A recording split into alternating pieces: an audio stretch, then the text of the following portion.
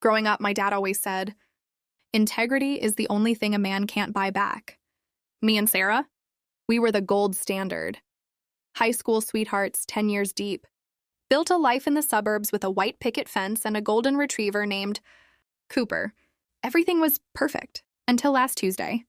We were digging through the attic for old tax returns when I found a hidden manila envelope tucked inside a hollowed-out yearbook.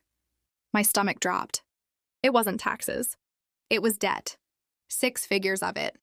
Sarah had been funneled into a predatory business loan for her boutique years ago, and she'd been drowning in interest, shuffling credit cards, and lying to my face every single morning over coffee. I didn't yell. I couldn't. I just went numb. I grabbed my keys, ignored her sobbing pleas, and drove until the GPS didn't recognize the roads.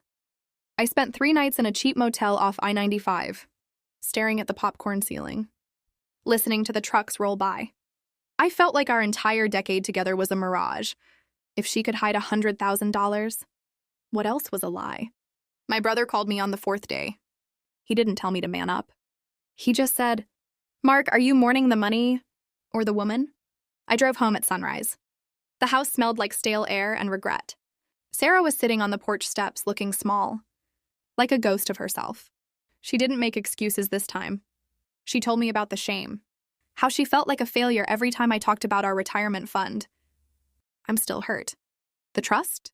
It's shattered into a million pieces. But as I looked at her, I realized I'd rather spend the next 20 years rebuilding that trust than one single day without her. We're starting over, one payment and one truth at a time.